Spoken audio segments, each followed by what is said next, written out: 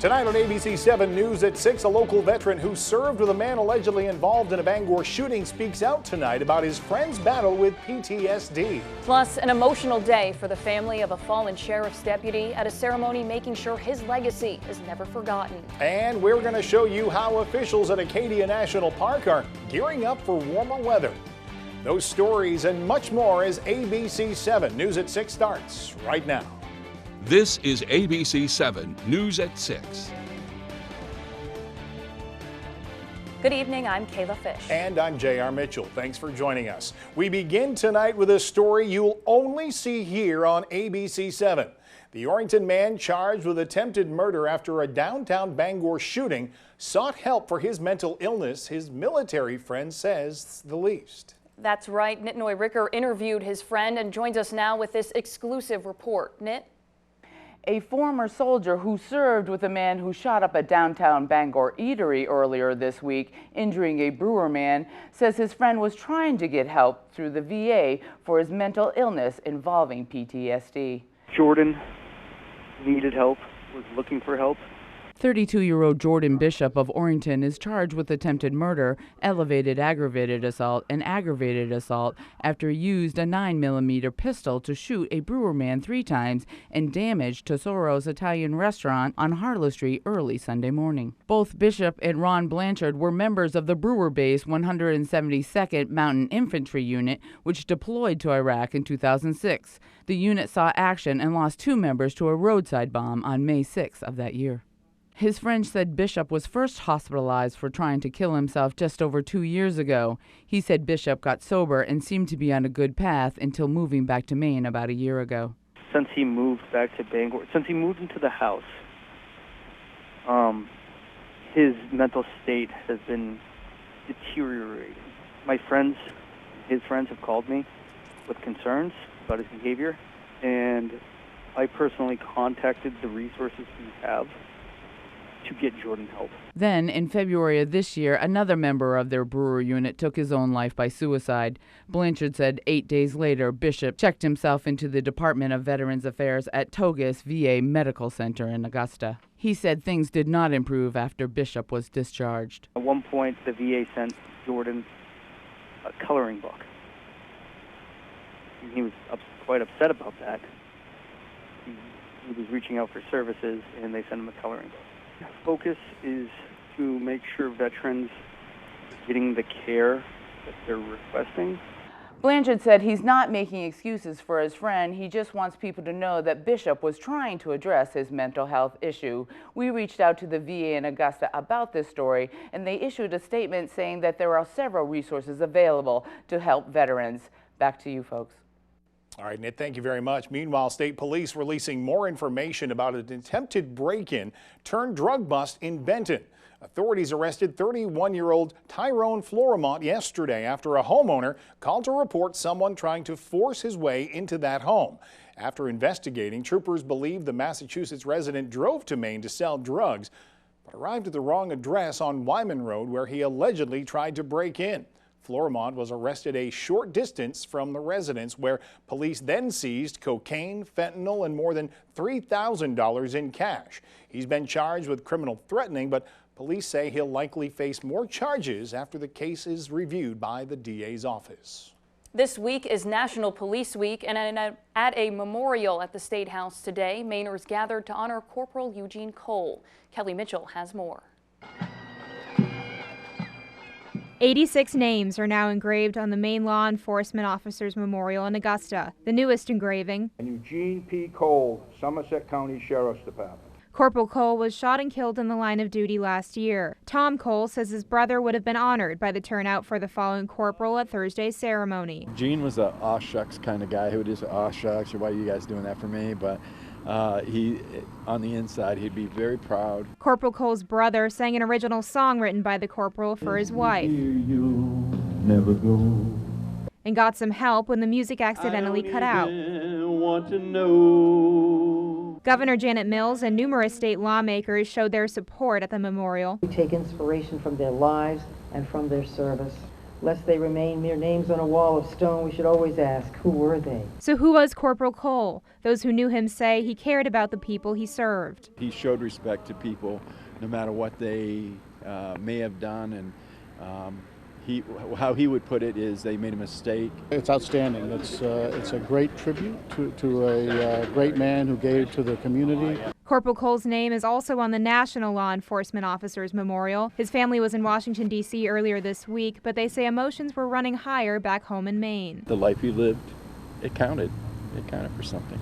Also at the ceremony was the family of Maine State Police Detective Ben Campbell. He was killed in a freak accident while helping a driver last month. And around this time next year, Detective Campbell's name will join Eugene Cole's on this wall. Reporting in Augusta, I'm Kelly Mitchell for ABC 7 and Fox 22.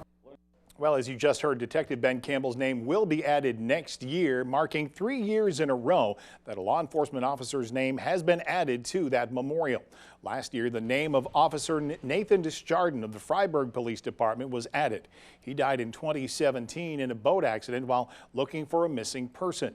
Somerset County Sheriff Dale Lancaster says it's a reminder that every day men and women put on a police uniform can be dangerous. I think that all officers are very cognizant of their safety, and I think that it's a balancing act between that and working with the community. Those at today's memorial service said back in the 1800s in the state of Maine, many of those who died in the line of duty were game wardens. In other news tonight, Northern Light Eastern Maine Medical Center employs healthcare workers from across the world. That's according to a statement from the hospital highlighting its diversity.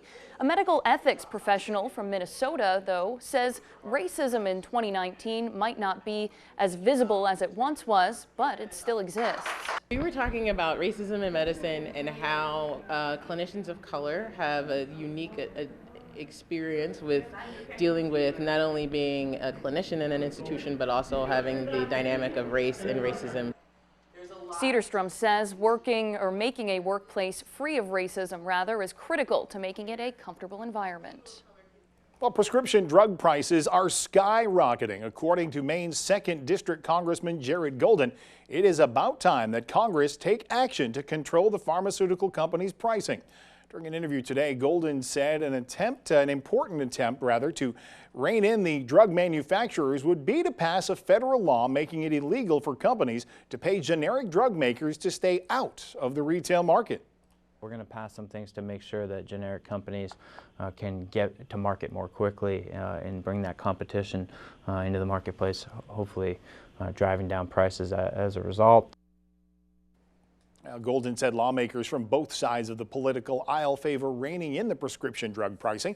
The Maine congressman said the bill appears to have the backing of the president.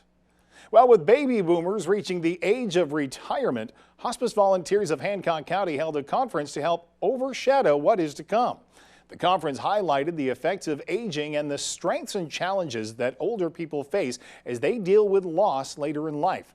Another segment focused on how the state will deal with the coming silver tsunami. With the population aging in such large numbers, the baby boomers, etc., and being prepared to really acknowledge these issues about losses of abilities, of all of the things that go with aging.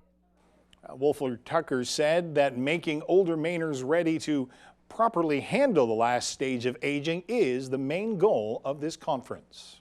Well, tourism is a huge part of Maine's economy. Memorial Day is the unofficial start to the summer, and the staff at Acadia National Park is gearing up for the busy tourist season. Devin Martin has the details. Acadia National Park has somewhere around 80 to 90 permanent employees who work here year-round.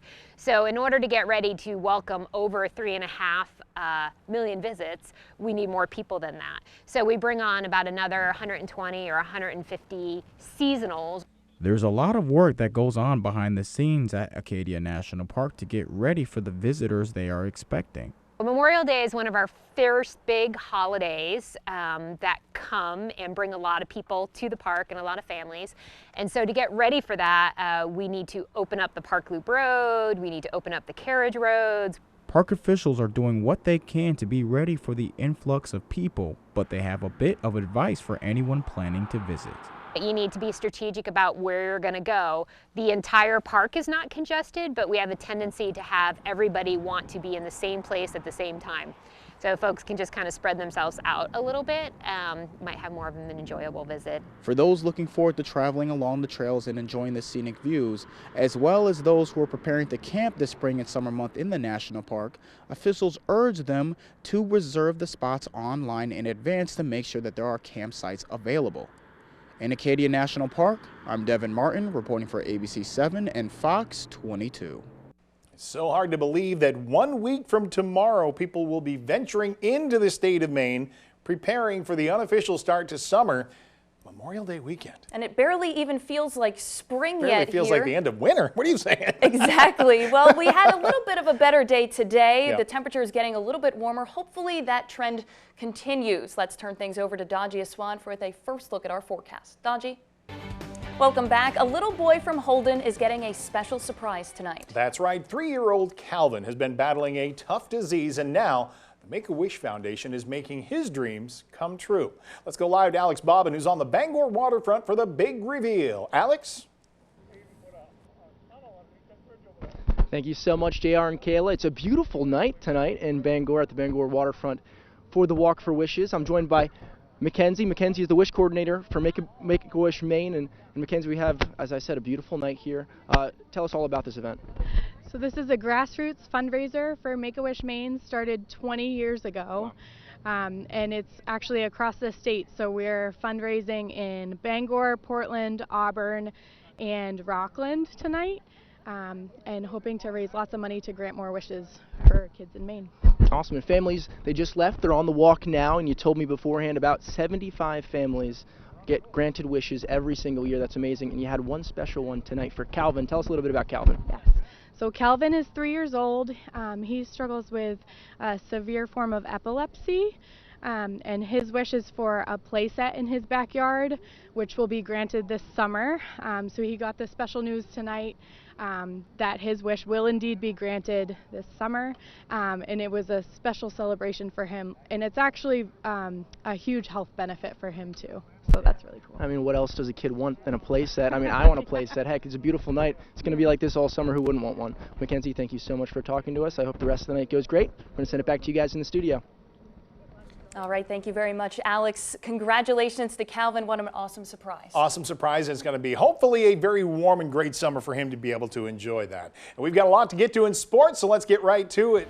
Welcome back. The Ellsworth Chamber of Commerce is celebrating a great year for businesses at their 2019 annual awards night. Tonight, they'll honor businesses and individuals at that sold-out event. Kelly Mitchell is in Ellsworth at this evening's festivities and joins us live. Kelly? Thanks, guys. We're getting down to business here in Hancock County. Right now, some people are filing into another room because we're about to get underway with some awards. I'm joined with Gretchen Wilson, who's the executive director of the local chamber. So tell me a little bit about what awards they're going to be announcing in just a few minutes. These are our annual business awards. We start off with Customer Service, Revitalization Award, and New Business of the Year. And then we move on to Citizen of the Year, and our final big award of the evening is the Top Drawer Award, which goes to a business who has got some lasting power in Ellsworth and Hancock County, built a business from the ground up, given back to the community. It is a very special award.